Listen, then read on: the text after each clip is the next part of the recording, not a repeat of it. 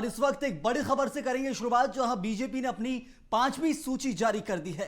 5वीं लिस्ट का इंतजार बेसब्री से किया जा रहा था। अभी तक बीजेपी 4 सूची जारी कर चुकी है, लेकिन अब भाजपा ने 5वीं सूची में जारी कर दिया। उम्मीदवारों के नामों का ऐलान किया गया है। आपको एक एक करके उम्मीदवारों के नाम भी बताएंगे। और इस सबसे बड़ी खबर इस वक्त आप देख रहे हैं, जहां बीजेपी ने 5वीं लिस्ट जारी कर दी है। बहुत दिनों से इंतजार था, बहुत सारी ऐसी सीटें थी जहां पर प्रत्याशियों के नामों का ऐलान किया जाना था। कहा यह जा रहा था कि 5वीं सूची में कई जगहों पर उम्मीदवारों को बदला जा सकता है। कुछ ऐसी सीटें हैं जहां जिताऊ उम्मीदवार भी हैं, लेकिन कुछ रिपोर्ट सर्वे के आधार पर उम्मीदवारों के नाम बदले भी जा सकते हैं। और इस लिस्ट में कहा यह गया है कि 92 उम्मीदवारों के नामों का ऐलान किया गया है। अब तक 94 सीटें बची हैं, लेकिन अभी 92 उम्मीदवारों के नामों का ऐलान कर दिया गया है। आपको एक एक कर लिस्ट में जो उम्मीदवार बताए गए हैं, बीजेपी ने जारी किए, उनके नाम, उनकी सीटों के नाम आपको बताना शुरू करेंगे। और अब तक 4 सूचियों में 136 सीटों पर नामों का ऐलान भाजपा कर चुकी है। तो एक बड़ी खबर इस वक्त, जहां भाजपा ने 5वीं लिस्ट जारी कर दी है। और सबसे पहले इस पर विस्तार से जानकारी लेंगे। हमारे साथ बीएसटीवी के editor in chief Praveen Dubey ji जुड़े हुए हैं। प्रवीण जी, 5वीं सूची का बेसब्री से इंतजार किया जा रहा था, प्रत्याशियों के द्वारा भी और उन जो सीट है वहां पर लोगों के द्वारा भी, कि भाजपा हमारे क्षेत्र में कौन कौन से कैंडिडेट्स उतारने वाली है। जी हाँ, देखिए, और कुछ कयास जो लगाए जा रहे थे बहुत लंबे वक्त से मीडिया में, वो भी खारिज किए पार्टी ने कि भाई कुछ मंत्रियों के टिकट कर सकते हैं। मैं इसमें देख पा रहा हूं कि भाई जो सिंधिया समर्थक मंत्री हैं महेंद्र सिंह सिसोदिया, वो भी इसमें दिख रहे हैं।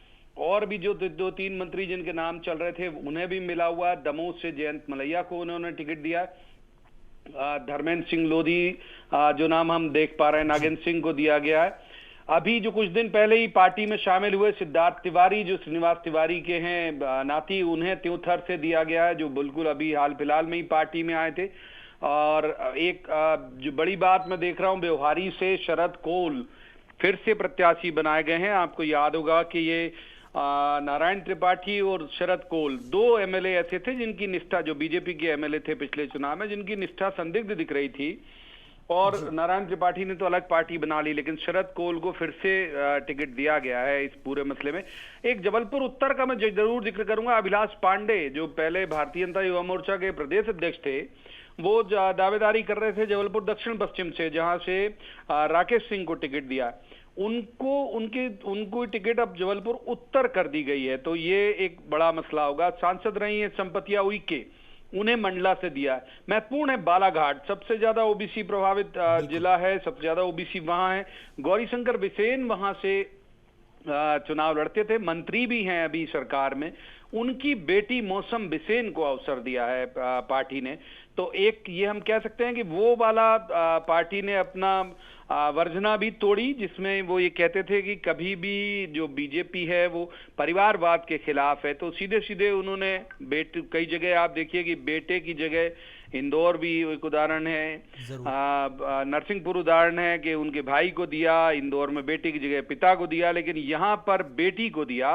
मौसम बिसेन को पार्टी ने अपना प्रत्याशी बनाया है बालाघाट में। बहुत लंबे वक्त से ये चाह भी रहे थे गौरीशंकर बिसेन कि उनकी बेटी जो है वो वहां से चुनाव लड़े। टिमरनी बहुत इंटरेस्टिंग होगा, क्योंकि टिमरनी में संजय शाह को टिकट दिया है और संजय शाह के सगे भतीजे अभिजीत शाह वहां से कांग्रेस से मैदान में है। यानी यहाँ चाचा भतीजा के बीच मुकाबला होगा। ऐसे ही होशंगाबाद में देख पा रहा हूँ डॉक्टर सीता सरन शर्मा, जो पूर्व विधानसभा अध्यक्ष हैं, उन्हें दिया है। इनके सगे भाई कांग्रेस से उम्मीदवार हैं।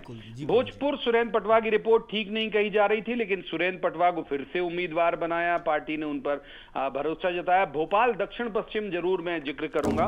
भोपाल दक्षिण पश्चिम से बहुत सारी दावेदारियां थी। राहुल कोठारी मैदान में थे और भी बाकी के जो लीडर हैं वो मैदान में थे, लेकिन भगवान दास सवनानी को पार्टी ने उम्मीदवार बनाया है। हालांकि भगवान दास सवनानी के लिए कहा जाता है कि उन्हें 2-3 दिन पहले ही कह दिया गया था कि आप तैयारी करिए। तो भगवान दास सवनानी को भोपाल दक्षिण पश्चिम से उम्मीदवार बनाया गया। और अभी कुछ नाम जो मंत्रियों के जिनके लग रहा था कि भाई कटेंगे, अभी इतनी जल्दबाजी में मैं जो देख पा रहा हूं, तो वो मुझे लग रहा है कि 4 एमएलए लगभग 5 एमएलए लगभग जो है मौजूदा एमएलए को शिफ्ट किया है। 6 एमएलए मुझे दिख पा रहे हैं कि जिनको शिफ्ट किया है और उनकी जगह कोई नए प्रत्याशी मैदान में उतारे गए।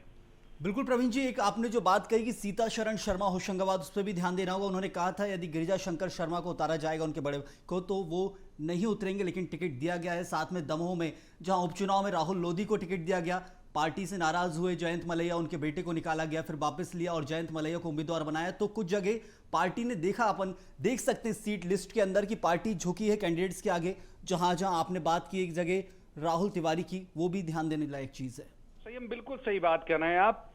सिद्धार्थ की जो बात आप कर रहे हैं, जी, बिल्कुल सही बात कर रहे हैं कि पार्टी ने कंप्रोमाइज किया है। इस लिस्ट में बिल्कुल दिख रहा है कि कंप्रोमाइज किया। जैसे मैंने मौसम बिसेन का जिक्र किया, वो भी एक तरह का कंप्रोमाइज है कि उनके पिता की जगह बेटी को दिया, मतलब उनको लगा कि भाई इन्हें देना चाहिए। 12 सिवनी से भी प्रदीप जायसवाल, आप देखिए, निर्दलीय लड़े थे। पिछली बार कांग्रेस ने टिकट नहीं दिया था तो बागी हो गए थे, निर्दलीय लड़े। फिर अभी कांग्रेस की सरकार में भी वो माइनिंग डिपार्टमेंट के चेयरमैन रहे, फिर अभी बीजेपी में शामिल हो गए और उन्होंने तत्काल 12 सिवनी से टिकट दे दिया उन्होंने। तो प्रदीप जायसवाल भी बाहर से आए हुए व्यक्ति हैं जिन्हें तुरंत से उन्होंने टिकट दे दिया। सीता शरण शर्मा की बात आप कह रहे हैं, ये बिल्कुल सही बात है। अब ये दिलचस्प हो जाएगा देखना कि वो अपने सगे भाई के खिलाफ कैसे चुनाव लड़ते हैं। पटवा, मुझे लगता है सुरेंद्र पटवा माने शिवराज सिंह चौहान के अनुरोध पर मिली होगी उन्हें टिकट, क्योंकि पार्टी के जो सर्वे थे वो कह रहे थे कि शायद वो नहीं जीत पाएंगे। तो कुल मिला के कुछ इस लिस्ट में ये दिख रहा है कि भाई जो जिस बात की तरफ आज इशारा कर रहे थे कि पार्टी ने कुछ एक कंप्रोमाइज किए हैं, कि जो सिंधिया समर्थक जिनके नाम कटने वाले थे वो भी यथावत अगर शामिल हैं इस लिस्ट में, तो इसका मतलब यही है कि पार्टी ने कुछ थोड़े बहुत कंप्रोमाइज किया है।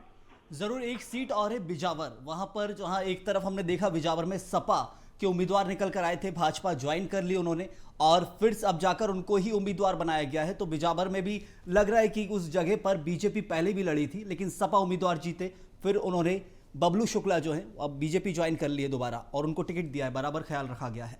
हाँ जी, बिल्कुल। ऐसी प्रदीप का भी मैंने जिक्र किया कि वो उन्होंने ख्याल उन सब का लगा। सिद्धार्थ तिवारी से जोड़ो आप, फिर प्रदीप जायसवाल से जोड़ो और फिर ये बबलू शुक्ला का भी आप देखो, तो अगर आप देखें तो इसी वजह से शायद यही डर था कांग्रेस के मन में, इसीलिए उन्होंने सपा के साथ कोई डील नहीं की, वोट शेयरिंग, माफ कीजिए, सीट शेयरिंग वाली कोई बात नहीं की, क्योंकि उनको ये डर था कि जब जिस तरह का इन लोगों का आचरण था और ये बाद में जाके जुड़ गए, उन पार्टी से जुड़ गए, तो फिर इनको लगा कि भाई अगर ऐसी कोई डील कांग्रेस करती है तो भविष्य में नुकसान हो सकता है, इस वजह से नहीं किया होगा। और अभी आप देखें कि ये वो लोग हैं जो उतने निष्ठावान पार्टी के नहीं रहे हैं, बीजेपी के लिए भी, या जो कांग्रेस के बागी हैं वो कांग्रेस के लिए भी, लेकिन यहाँ आ गए और फिर इन्हें नवाज दिया गया। तो इसके मीनिंग यही है कि भाई पार्टी ने कुछ एक कंप्रोमाइज जरूर किए हैं इन सब टिकट को लेके।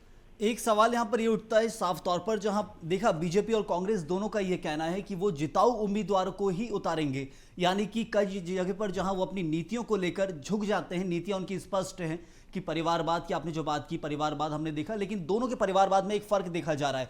वो एक ही बार में दो तीन प्रत्याशी एक परिवार से उतार रहे हैं और बीजेपी कहती है कि हम एक बार में एक परिवार से एक ही को टिकट देते हैं। चाहे पहले गौरीशंकर बिसेन को दिया, लेकिन अब गौरीशंकर बिसेन और उनकी बेटी को एक साथ नहीं देंगे। वही इंदौर में उदाहरण है कि कैलाश विजयवर्गीय और उनके बेटे को एक साथ नहीं उतारा जाएगा। इसको लेकर क्या कुछ? जी हाँ, बिल्कुल। लेकिन ये तय कर लिया पार्टी ने, तो वो लाइन जो इंदौर में एप्लीकेबल है वो बालाघाट में एप्लीकेबल नहीं है।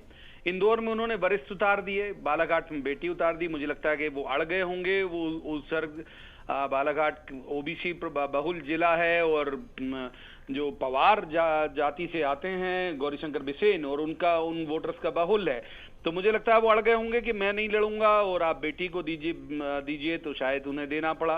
मंडला में जो एमएलए हैं उनको चेंज किया गया, वो अभी मंत्री भी थे, उनकी जगह जो राज्यसभा सांसद रही संपत्तिया उइके, उनको मैदान में उतारा है।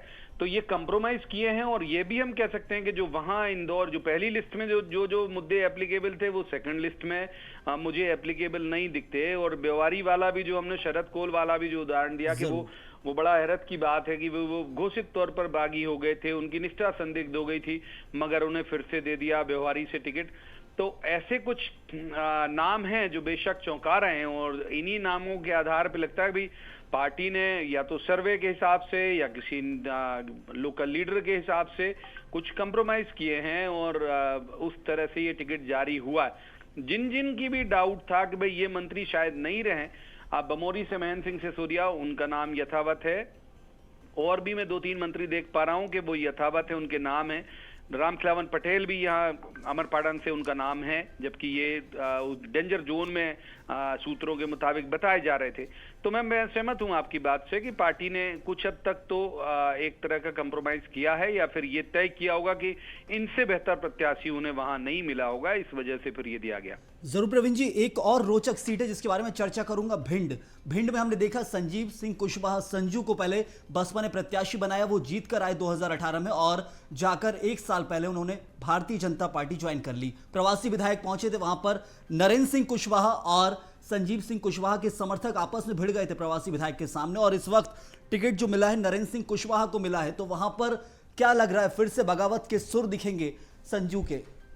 अब बगावत के सुर तो कई जगह दिखेंगे। आप बगावत के सुर तो मुझे लगता है कि ग्वालियर पूर्व में भी दिखेंगे, माया सिंह के मसले में, जहां माया सिंह को उन्होंने टिकट दिया है। तो बगावत के सुर तो दिखेंगे। बहुत सामान्य सी बात है कि जब भी जिसका भी टिकट कटता है वो परेशान होता है, वो बगावत की शुरुआत भी करता है।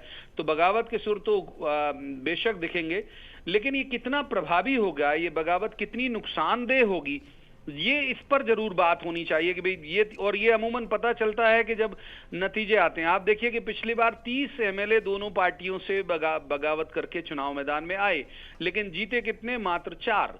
तो फिर हम ये कह सकते हैं कि भाई ये बगावत जो है ये बहुत ज्यादा डैमेज तो करती नहीं है। जहां कर जाती, हाँ ये जरूर हो जाता है कई बार जीते भले नहीं, लेकिन खेल बिगाड़ देते हैं। इसलिए ये देखना दिलचस्प होगा जब नतीजे आएंगे तो कि ये जो एमएलए आए हैं क्या ये खेल बिगाड़ पाएंगे। जरूर प्रवीण जी, लेकिन भिंड की जो बात की गई वहां पर बसपा के टिकट पे जीते, एक साल पहले बीजेपी ज्वाइन की, और अब वो उम्मीदवार कोई भी पार्टी इसलिए ज्वाइन करता है टिकट जीतने के बाद कि मुझे दोबारा प्रत्याशी बनाया जाएगा, लेकिन यहां पर वो धोखा कहलाएगा या फिर? अब देखिए राजनीति में अब ये धोखा या ये इन शब्दों की बहुत ज्यादा वैल्यू रह नहीं गई है, क्योंकि अब तो हर हालत में लोग ये कहते हैं कि भाई हमको जीतना है, और पार्टी भी देख लेती है कि हाँ ये क्या वाकई जीतने लायक है या नहीं, और अगर जीतने लायक हो जाता है तो फिर तो उसे टिकट दे देती है। तो बहुत ज्यादा मतलब सामाजिक राजनीतिक मानवीय मूल्य जो हैं वो बहुत मायने रखते नहीं है आजकल सियासत में। वो सिर्फ पार्टी यही देखती है कि भाई ये क्या हमारे लिए काम के हैं, यदि काम के हैं तो वो, अब आप देखिए कि मैंने दो तीन नाम बताए जो घोषित विरोध कर रहे थे फिर भी पार्टी में, और केवल उसका नहीं, मतलब जैसे हम अजय विश्नोई का पिछली लिस्ट में देखें तो वो शिवराज जी या सरकार के खिलाफ बोल रहे थे, संगठन खिलाफ नहीं बोल रहे थे। अब ये शरद कोल तो संगठन के खिलाफ ही बोल रहे थे, कमलनाथ के बगल में बैठ के प्रेस कॉन्फ्रेंस कर चुके हैं ये और नारायण त्रिपाठी दोनों, लेकिन फिर भी दे दिया। और एक सवाल और, यहाँ पर 228 सीटों पर ऐलान किया है तो 2 सीटें फिर भी छोड़ दी गई हैं, उसका क्या कुछ लेकर अभी समीकरण बैठ रहे होंगे? देखिए मुझे लगता है कि जो सीटें रोकी गई हैं उसमें कुछ 2-3 चीजें उनके दिमाग में चल रही होंगी। एक तो वहाँ दावेदार जो हैं वो बहुत ज्यादा होंगे, एक वजह ये भी हो सकती है। दूसरा जी बागियों को कैसे एकोमोडेट करना है, इन सब के मसले पे उन्होंने रोका होगा। जब उन्होंने भी देखा भाई कांग्रेस ने एक सीट होल्ड की है जो बैतूल की मनासा, तो फिर उसी वजह से उन्होंने किया होगा कि भाई अभी इसे अपन होल्ड करके चलें। आप देखिए कि महिलाओं की बात अगर हम करें तो नंदनी मरावी सिहोरा से एमएलए हैं, बीते 2-3 बार से, मैं अगर गलत नहीं हूं तो 2 बार से तो एमएलए हैं, बेशक उन्हें टिकट नहीं दिया गया। और ये तो तय था इंदौर की, जो अगर हम बात करें कि भाई कैलाश जी को चूंकि टिकट दे दिया तो बेटे का काट देंगे, तो बेटे का टिकट इसमें दिख नहीं रहा है। जो आकाश विजयवर्गीय उनका नाम नहीं है, तो इसका मतलब ये है कि वो तो पहले से तय था। लेकिन नन्नी मरावी कट जाएंगी सिहोरा से, ये सर्वे के आधार पे कर लिया। तो अगर सर्वे के आधार पे नंदनी पे एप्लीकेबल कर लिया तो फिर बाकी जगह सर्वे के आधार पे क्यों ये चीज एप्लीकेबल नहीं हुई, ये एक बड़ी सोचने वाली बात है। तो कुल मिला के ऐसे लग रहा है कि भाई अलग अलग नेताओं का, चाहे शिवराज सिंह चौहान का, चाहे ज्योतिरादित्य सिंधिया का, चाहे नरेंद्र तोमर का, इनकी जो अनुशंसा है उसको पार्टी ने वरीयता में रखा बजाय सर्वे के, ये बात मैं कह सकता हूं। और भोजपुर विधानसभा सीट की बात की जाए सुरेंद्र पड़वा की, तो बहुत ज़्यादा हद तक लग रहा था कि टिकट कटेगा, क्योंकि वहां पर 2-3 उम्मीदवार ऐसे निकल कर आए, चाहे जेपी शर्मा हो, बहुत सारे उम्मीदवार। लेकिन बीते दिन जब कांग्रेस की लिस्ट आई और वहां से राजकुमार पटेल का नाम तय किया गया, तो ये माना जाए कि कई सीटों पर कांग्रेस की जो लिस्ट के बाद CWCC की बैठक हुई थी उसमें कुछ नामों का हेरफेर हुआ होगा कि इन सीटों पर कांग्रेस ने ये उतारा है, तो उसको लेकर भी तुलनात्मक विश्लेषण हुआ होगा आपस में। अब बेशक होशंगाबाद भी मुझे लगता है कि होशंगाबाद ये बिल्कुल लग ही रहा था कि सीतासरण शर्मा जी को पार्टी नहीं देगी टिकट, ये लगभग लग रहा था, लेकिन दे दिया। संजय शाह का भी जो होल्ड किया था तो लग रहा था शायद नहीं देंगे इतिमरनी से, लेकिन दे दिया। सुरेंद्र पटवा तो पूरे सर्वे में, जितने भी सर्वे चाहे संघ ने कराए हों, चाहे पार्टी ने कराए हों, चाहे और भी पहले जो सर्वे अलग अलग एजेंसीज ने हुआ, उसमें उनको जीतने वाला नहीं माना जा रहा था, फिर भी उन्हें टिकट दे दिया। तो कुल मिला के जो मैं बात कह रहा हूं कि भाई, और ये इनके लिए बड़ा स्नेह रखते हैं शिवराज जी पटवा परिवार के लिए, क्योंकि सुंदरलाल पटवा जी शिवराज जी के लिए स्नेह रखते थे। तो मुझे लग रहा है कि कुछ नेताओं, चाहे शिवराज जी, चाहे नरेंद्र तोमर, चाहे ज्योतिरादित्य सिंधिया, इन सब की जो बातें हैं, मतलब इन सब का जो अनुरोध है वो पार्टी ने माना होगा। एक जिम्मेदारी दी होगी कि भाई चूंकि आप सिफारिश कर रहे हैं तो फिर आप जिता के लाइए। एक निवाड़ी सीट पर बात की जाएगी। निवाड़ी में हमने देखा कि कैसे वहां पर अनिल जैन को उम्मीदवार बनाया है। रोशनी यादव ने बगावत की, कांग्रेस में पहुंची, कांग्रेस ने टिकट नहीं दिया क्योंकि बीजेपी से टिकट की उम्मीद नहीं थी। अनिल जैन 2 बार के प्रत्याशी रहे, जीते भी हैं। तो अब ऐसे जो प्रत्याशी हैं निवाड़ी में, रोशनी यादव हो या फिर कई सीटों पर जो ना बीजेपी के रहे ना कांग्रेस के रहे, उन उम्मीदवार के लिए क्या बसपा, सपा या आम आदमी पार्टी, हम देख रहे हैं कि वो भी कैंडिडेट्स की सूची जारी कर रहे हैं, तो कम से कम इस बार के चुनाव में क्या 10 सीटें कह सकते हैं अपने अनुभव से कि बीजेपी, बसपा, सपा और आम आदमी पार्टी मिलाकर करीबन 10 सीटों का यदि गणित कितना लगा सकते हैं इस बार, क्योंकि ऐसी कई जगह बगावत देखने मिली है। देखिए, संख्या तो नहीं अनाउंस की जा सकती, लेकिन भाई अब आप वीरेंद्र रघुवंशी भी ले लीजिए, आप वो भी आए, सिटिंग एमएलए होकर छोड़ के आए, उन्हें कांग्रेस ने मौका नहीं दिया, बीजेपी ने भी नहीं दिया, तो अब वो कहीं के नहीं रहे। ऐसे ही बहुत सारे एमएलए हैं जो कहीं के नहीं रहे, कुछ तो तत्काल दूसरी गाड़ी में सवार हो गए, कोई बसपा चले गए, कोई सपा चले गए, लेकिन जो नहीं जा पाए अब वो क्या करेंगे, उनका मूव क्या होगा। और दूसरी बात यह है कि यदि वो लड़ते हैं और प्रदीप जायसवाल बनेंगे क्या, पिछली बार प्रदीप जायसवाल बागी होकर लड़े, जीत गए, मुनमुन राय बागी होकर लड़े, जीत गए। तो ऐसे अगर उनका जनाधार हुआ और जीत गए तब तो ठीक है, अन्यथा जैसे मैंने जिक्र किया इससे पहले आपसे बात करते हुए कि भाई पिछली बार 30 लड़ गए थे बागी, जीते केवल 4, तो अभी संख्या बताना तो मुश्किल होगा कि इन बागियों में से जीतेंगे कितने, लेकिन यह तय है कि बागी दोनों ही पार्टी को नुकसान पहुंचाएंगे, इसमें कोई दो राय नहीं। बहुत जरूर, लेकिन एक सवाल और आखिरी में पूछना चाहूंगा। यहाँ पर 2018 के नतीजे हमने देखे और वहां पर एक पार्टी 109 लाई बीजेपी, कांग्रेस के पास 112 थे, उनने 116 कर लिए। और इस बार के समीकरण क्या कुछ बैठते दिखेंगे, क्योंकि अब सूची बहुत हद तक क्लियर हो गई है। एक ने पार्टी ने 1 सीट छोड़ी और दूसरी पार्टी ने 2 सीट छोड़ी है। देखिए, अब इंटरेस्टिंग है चुनाव। जब कांग्रेस की सेकंड लिस्ट आई थी तब ये जितने भी सियासी समझ रखने वाले लोग हैं वो ये कह रहे थे कि भी बहुत मजबूत दिखती नहीं है कांग्रेस की, मतलब उस तरह की मजबूत दिखती नहीं। लेकिन जब ये बीजेपी की फाइनल लिस्ट, हम इसे फाइनल कह सकते हैं, 2 नाम ही रुके हुए, तो लगभग फाइनल लिस्ट आने के बाद ये भी बहुत मजबूत नहीं दिख रही है। तो ये इंटरेस्टिंग है चुनाव, मतलब ये अब ये कह सकते हैं कि नेक टू नेक फाइट जैसी लिस्ट है ये वाली। अब जब कांग्रेस की लिस्ट आई थी तब सामने वाले का इनकी जानकारी नहीं थी कि भाई ये यहाँ से ये किसे उतारेंगे।